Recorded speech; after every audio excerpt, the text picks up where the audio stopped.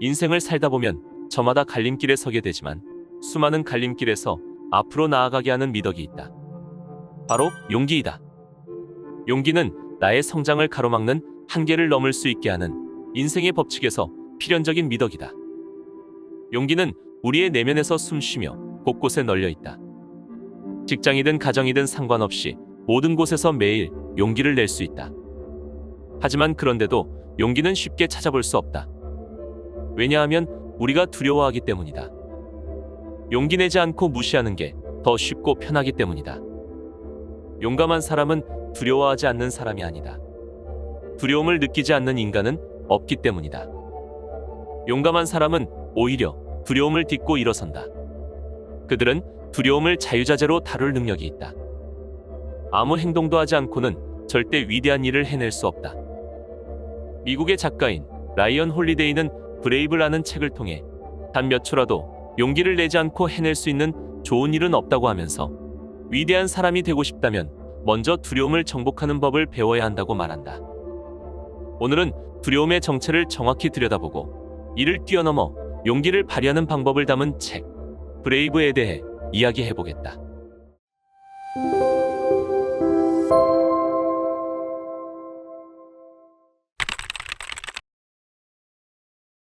사람이 일을 하다 보면 언제나 크게 번질 수 있고 어떻게 될지 알 수 없다.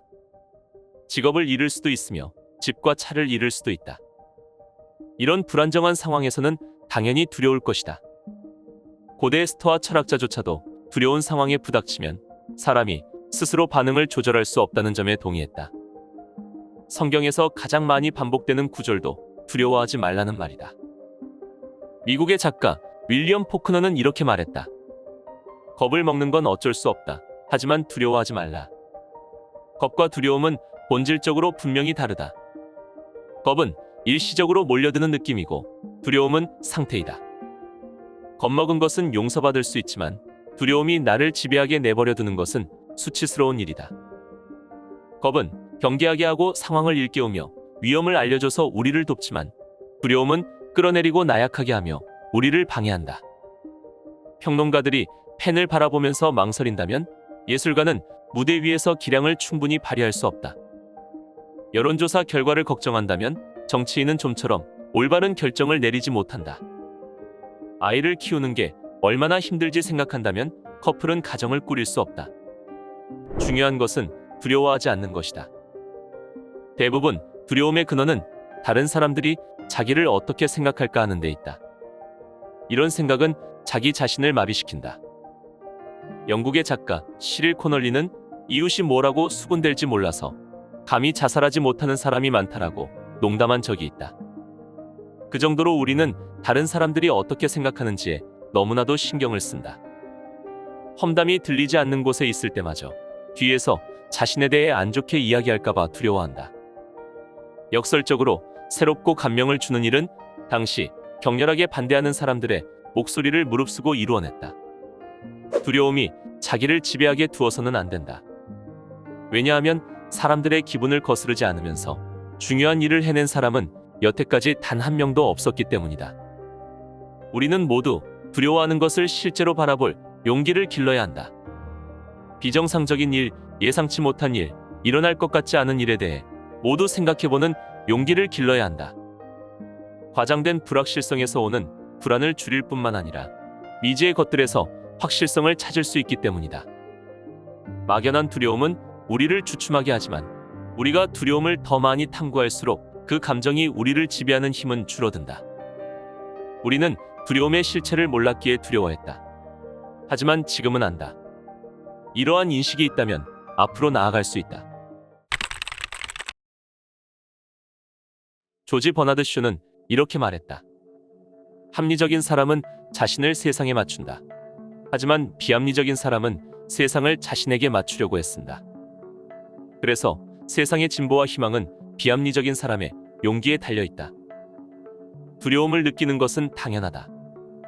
지구에서, 지금 직장에서 우리가 여기 머무를 수 있는 시간은 아주 짧다. 아직 젊으며 당장 먹여 살려야 할 식구가 많지 않다고 하더라도 시간은 한정되어 있다. 이 시간을 어떻게 쓰고 싶은가? 겁쟁이처럼 살아갈 텐가? 두려움이 인생의 원동력이라면 놓치게 될 것을 두려워하라. 행동하지 않으면 어떻게 될지 두려워하라. 마음을 크게 먹지 못해서 치러야 할 대가를 생각해보라. 우리가 느끼는 두려움은 일종의 신호다. 용기를 낼 일이 없다면 지루한 삶을 사는 것이다. 두려움은 망설이게 한다. 하면 안 될 이유를 떠올리게 하므로 거의 아무것도 못하게 된다. 이런 망설임을 자주 경험하지 않는다면 우리는 무언가를 하라고 자기 자신을 충분히 밀어붙이지 않고 있다는 것을 알아야 한다. 상대방은 이걸 어떻게 생각할까? 잘 안 되면 어떡하지? 사람들이 나한테 화를 낼까? 이런 생각은 싹 무시해버리고 증명해 보이겠다고 결심하자. 창의적인 일에 따르는 위험을 감수해보자. 주저하는 말을 내뱉어보기로 마음먹자. 사람들은 두려움에 대해 너무 깊게 생각하지 말라고 하지만 어쩌면 거기에 바로 우리가 해야 할 일이 있는지도 모른다. 흔히 용기란 무너지지 않는 것을 의미한다고 생각한다. 하지만 이것은 틀렸다. 용기란 무너졌을 때 다시 일어나는 것이다. 용기란 자신을 위해, 다른 사람을 위해 해야 할 일을 할 수 있도록 정신을 다시 바로잡는 것을 의미한다. 북한군은 남한을 침공하여 남한군을 재빨리 공격했다. 일본에 있던 전역 사령관 더글러스 맥아더 장군은 무방비로 당했다. 승리하리라는 희망은 불투명했지만 맥아더에게는 한 가지 묘안이 있었다. 육군과 해병대가 진입할 수 있는 기지를 한국 해안에서 약 240km 떨어진 인천항에 설치하여 적진의 후방에 상륙하는 것이다. 맥아더를 제외한 모든 사람이 의구심을 품었다. 하지만 그는 두려움에서 답을 찾지 말라고 말했다. 이는 의지력과 용기의 문제였다. 맥아더의 상관들은 작전을 검토한 후 불가능한 작전은 아니지만 추천하진 않는다고 했다. 의욕을 꺾을 만한 말이었지만 이 말은 오히려 맥아더를 벅차오르게 했다. 기회가 있다고 말한 것이다. 맥아더가 자신에게 주어진 기회를 마음에 들어했던 이유는 순전히 불가능한 일처럼 보였기 때문이다. 북한군은 절대로 인천에 상륙할 수 없다고 생각할 것입니다. 그렇기에 기습 공격을 할 수 있습니다. 높지만 뛰어넘을 수 있는 확률은 용감한 사람들에게 깜짝 놀랄 만한 승리를 안겨줄 절호의 기회다. 성공을 거둘 확률은 5000분의 1이었다. 운명의 초침이 째깍거리는 소리가 들려옵니다. 지금 행동해야 합니다. 안 그러면 죽습니다. 인천 상륙 작전은 성공할 것입니다. 그리고 10만 명의 목숨을 구할 것입니다. 때는 1950년 9월 15일.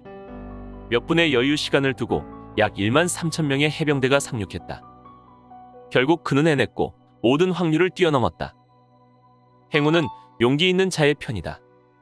물론 맥아더는 너무 우쭐댄 나머지 6개월 뒤에 해고됐다는 사실에 유의해야 한다. 확률에 도전할 정도로 용감한 사람이 없었다면 우리는 어디에 있을까?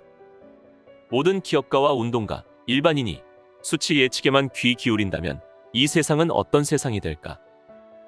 모든 의사가 환자 상태를 진단한 후 낙관적인 전망 없이 객관적 사실에만 집중한다면 어떤 환자도 살릴 수 없을 것이다. 후반전에 기운이 빠진 팀이 이번 경기는 완전히 졌다고 생각한다면 점수를 만회하는 일은 없을 것이다. 확신하는 일만 했다면, 상황이 유리할 때만 진행했다면 역사는 절대 만들어지지 않았을 것이다. 평균은 지금까지 일어난 모든 일에 반하는 수치다. 여론조사와 추정치, 통계 모형이 정지해 있는 한순간에 불과하다는 것을 기억해야 한다. 통계학자가 예측할 수 없고 설명할 수 없는 게 있다.